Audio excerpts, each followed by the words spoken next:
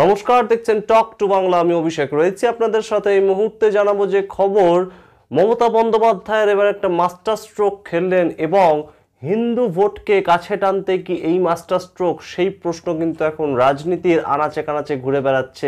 কি এই master stroke এবং অবশ্যই এই মাস্টার স্ট্রোক কতটা কার্যকর হবে ২৬-এর বিধানসভা ভোটকে সামনে রেখে, সেটাই কিন্তু এখন সবচেয়ে বড় প্রশ্ন। আপনারা জানেন ইতিমধ্যেই যে পুরীর জগন্নাথ দেবের মন্দিরের আদলে এবার কিন্তু দীঘাতে মুখ্যমন্ত্রী মমতা বন্দ্যোপাধ্যায় তৈরি করেছেন একটি জগন্নাথ দেবের মন্দির, এবং শুধু মন্দির নয়, এটা কিন্তু ইতিমধ্যেই উদ্বোধন করেছেন এবং এটার কিন্তু একটা কালচারাল সেন্টার হিসেবে কিন্তু তিনি নামকরণ করেছেন, এমনই কিন্তু খবর। এবং সেই মন্দির উদ্বোধন হয়েছে ইতিমধ্যেই, এবং সেই মন্দিরে কিন্তু মুখ্যমন্ত্রী মমতা বন্দ্যোপাধ্যায় এখনই কেন সেই মন্দির উদ্বোধন করলেন, কিংবা এই মুহূর্তে এই মন্দির উদ্বোধনের ঠিক কতটা ভোট বাক্সের বেনিফিট তুলতে পারবেন মুখ্যমন্ত্রী মমতা বন্দ্যোপাধ্যায় কিংবা তৃণমূল কংগ্রেস দল, সেটা কিন্তু এখন একটা লাখ টাকার প্রশ্ন রাজনীতিতে। তার কারণ বিজেপি যখন আরজিকর কাণ্ডে খুব একটা বেশি বেনিফিট তৈরি করতে পারেনি, বিভিন্ন প্রতিবাদ মিছিল, বিভিন্ন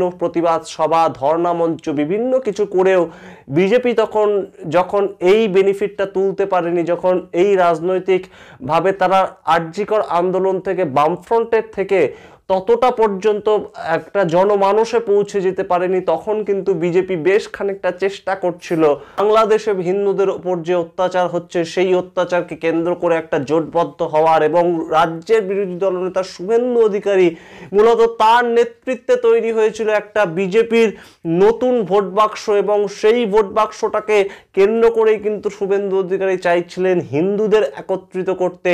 পেট্রাপোল বর্ডারে তিনি যেদিন গিয়েছিলেন সেদিন দেখেছিলাম আমরা লক্ষাধিক মানুষ সেখানে জড়িত ছিল, এবং ঠিক একইভাবেই কিন্তু সেই যে জনসমাগম তারপরেই সেটা কলকাতায় আমরা দেখতে পেলাম রানী রাসমণি রোডে।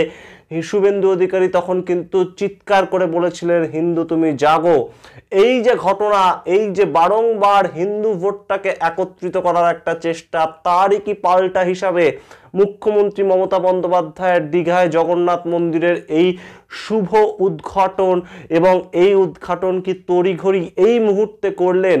তার কারণ কিন্তু বাংলাদেশের যে হিন্দু ভোট সেটা নিয়ে তৃণমূল কংগ্রেস দল খুব একটা কিছু বলছে না, এইটা কিন্তু একটা অভিযোগ উঠছিল। এবং সবচেয়ে গুরুত্বপূর্ণ কিংবা তাৎপর্যপূর্ণ যে খবরটা, সেটা কিন্তু ইসকনের যিনি পূজারী, ইসকনের যিনি মহারাজ, তাকে পাশে নিয়ে রীতিমতন মুখ্যমন্ত্রী মমতা বন্দ্যোপাধ্যায় দীঘায় এই যে জগন্নাথ দেবের মন্দির সেটার উদ্বোধন করলেন। যে ইসকনের মহারাজকে কিন্তু এতদিন ধরে বিভিন্ন সংবাদ মাধ্যমে দেখা যাচ্ছিল বাংলাদেশে হিন্দুদের উপর অত্যাচারকে নিয়ে মুখ খুলতে, এবং তাকে পাশে দাঁড় করিয়ে দীঘায় জগন্নাথ দেবের মন্দির উদ্বোধন করা, সেটা কিন্তু অবশ্যই একটা তাৎপর্যপূর্ণ ঘটনা, এবং অবশ্যই ভোট বাক্সের নিরিখে হিন্দু ভোটের পাশাপাশি থাকা, অর্থাৎ হিন্দু ভোটকে তৃণমূল কংগ্রেস দলের পক্ষ থেকে সরে গিয়ে বিজেপিতে হিন্দু ভোট চলে যাবে, সেই জায়গাটা কখনোই যাতে তৈরি না হয় তার জন্য একটা ইমিডিয়েট প্রোটেকশন নিয়ে রাখলো তৃণমূল কংগ্রেস, সেই কথাটা কিন্তু এখন সূত্র মারফত ঘুরে বেড়াচ্ছে।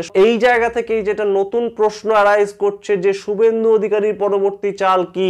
শুভেন্দু অধিকারী কি এই যে মমতা বন্দ্যোপাধ্যায়ের পাতা একটা জাল, অর্থাৎ যেভাবে ঠিক অযোধ্যায় মন্দির সম্পূর্ণভাবে তৈরি হওয়ার আগেই রাম মন্দির প্রতিষ্ঠা হয়ে গিয়েছিল ২০২৪ লোকসভা নির্বাচনের আগে, তার যে দ্বার উদ্ঘাটন হয়েছিল জানুয়ারি মাসে, এবং জানুয়ারি মাসে বিজেপি ভেবেছিল যে রাম মন্দিরের উপর ভিত্তি করেই তারা অষ্টাদশ লোকসভা নির্বাচনটাকে সম্পূর্ণভাবে জয়ী হতে পারবে, কিন্তু তেমন ঘটনা না ঘটলেও বিজেপি ঠিক যে চালটা দিতে চেয়েছিল সেই একই চাল কি মুখ্যমন্ত্রী মমতা বন্দ্যোপাধ্যায় আজকের বাংলার পলিটিক্সকে কেন্দ্র করে করতে চাইলেন। তার কারণ বিজেপি কিন্তু চাইছে সম্পূর্ণভাবে হিন্দু ভোটটাকে একত্রিত করতে, এবং যেটার মাধ্যমে তারা কিন্তু ধরেই নিয়েছে যে পশ্চিমবঙ্গের সংখ্যালঘু ভোট বিজেপি পাবে না, এবং সেইটাকে ধরে নিয়েই কিন্তু তারা সামনের যে বিধানসভা নির্বাচন সেটা লড়তে চাইছে। সেটা আমরা শুভেন্দু অধিকারী থেকে সুকান্ত মজুমদার সবার বক্তব্যেই কিন্তু দেখতে পাচ্ছি, এবং সেই জায়গাটা থেকেই কিন্তু মুখ্যমন্ত্রী মমতা বন্দ্যোপাধ্যায়